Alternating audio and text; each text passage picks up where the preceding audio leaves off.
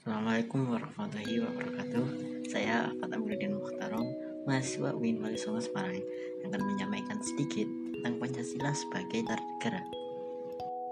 Mata kuliah Pendidikan Pancasila dan Kewarganegaraan yang diampu oleh dosen Haja Sri Nisdianisi M.Hum.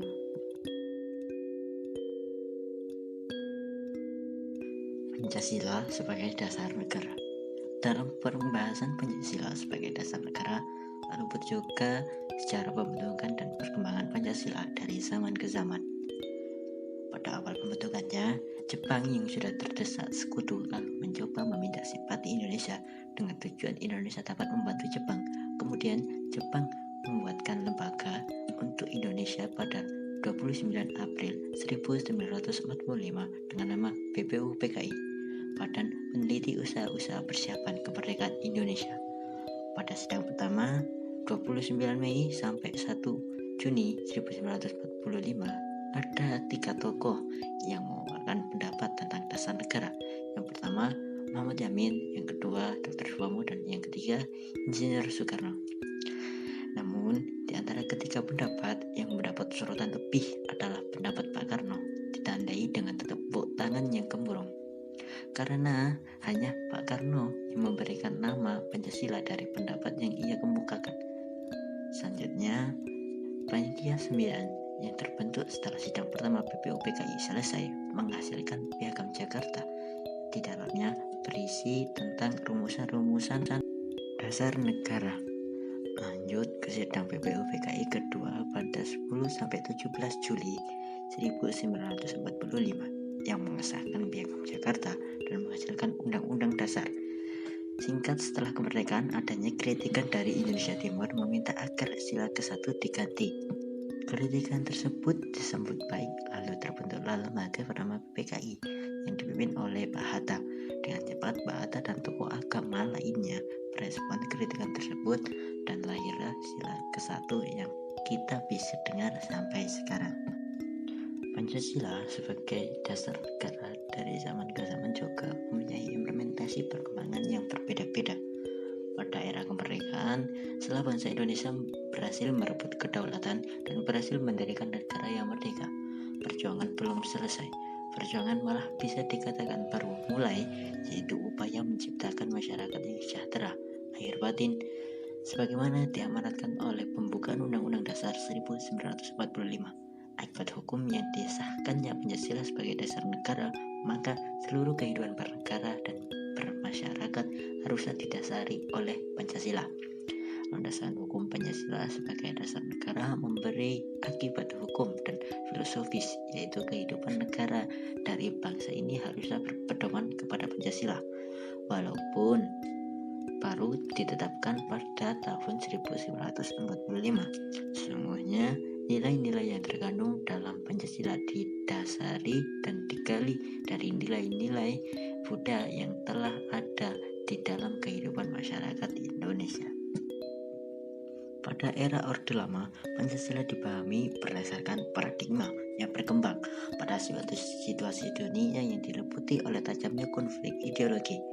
Pada saat itu, kondisi politik dan keamanan dalam negeri diliputi oleh kekacauan dan kondisi sosial budaya.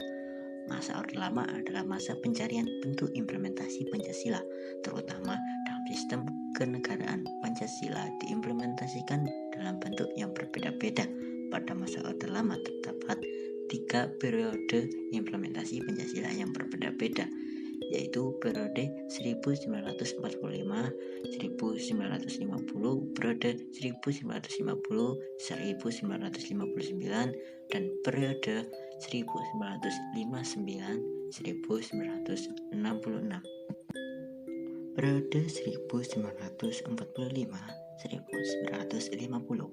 Yang pertama, ada upaya-upaya untuk mengganti Pancasila sebagai dasar negara dengan komunis oleh PKI melalui pemberontakan di Madiun tahun 1948 dan oleh DITII yang akan mendirikan negara dengan dasar Islam.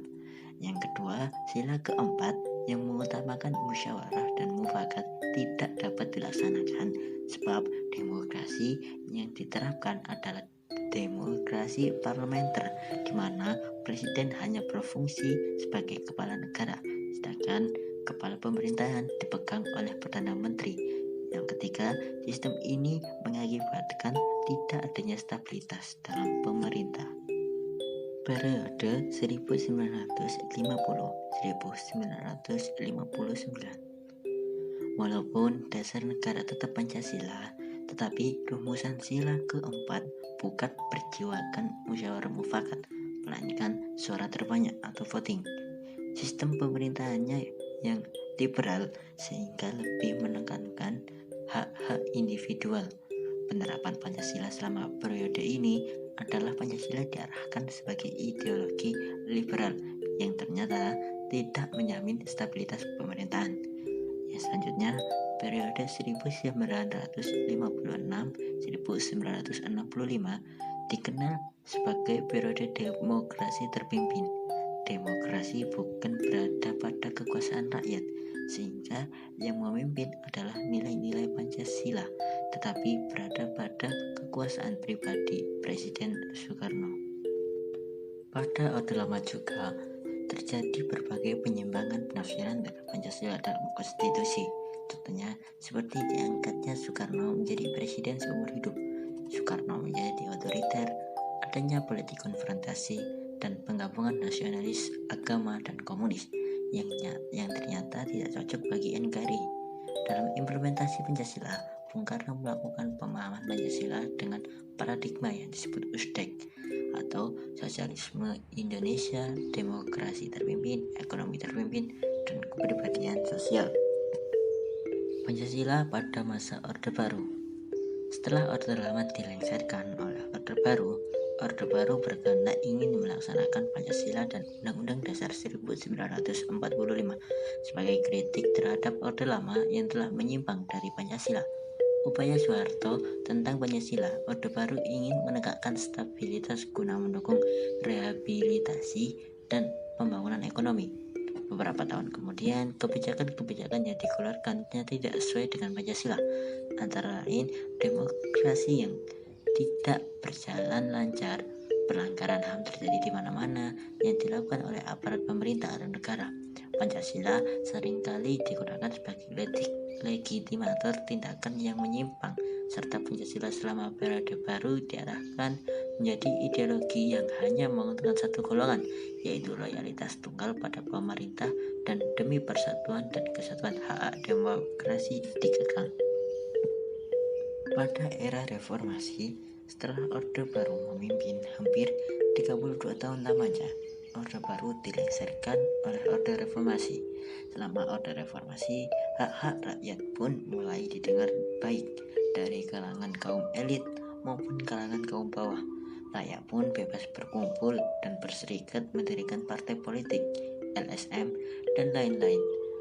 Penegakan hukum pada masa reformasi ini justru lebih baik daripada masa Orde Baru. Dalam sosial budaya, kebebasan berbicara, bersikap amat menguntungkan memicu kreativitas, namun dalam sisi lain dapat memicu sikap primordialisme bangsa. Sebuah contoh yang menunjukkan Pancasila sebagai dasar negara yakni sebuah desa di Kabupaten Lamongan yang berada di Kecamatan Turi, Desa Balun.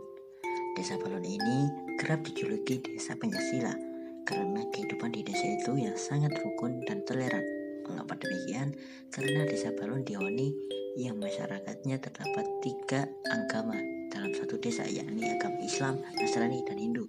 Pada awal mulanya, Desa Balun terdapat 2 agama saja, yakni agama Islam dan Hindu. Agama Nasrani berkembang sejak diangkatnya kepala desa yang beragama Nasrani. Dari situ, agama Nasrani mulai berkembang dan diterima dengan baik oleh masyarakat Desa Balun.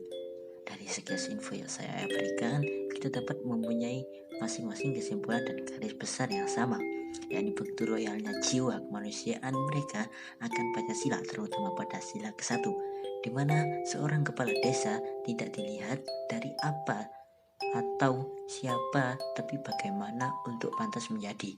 Walaupun kepala desa adalah struktur negara yang kecil, Pancasila di Desa Balun bukan lagi sebagai dasar negara, melainkan sudah menjadi bagian dari atom kemanusiaan.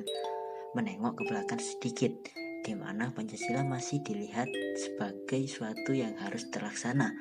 Sekarang, struktur kecil negara di sebuah desa di Lamongan menerapkan Pancasila sebagai dasar negara yang mungkin diimpikan oleh pendahulu kita. Cukup itu yang bisa saya sampaikan. Sekian, terima kasih.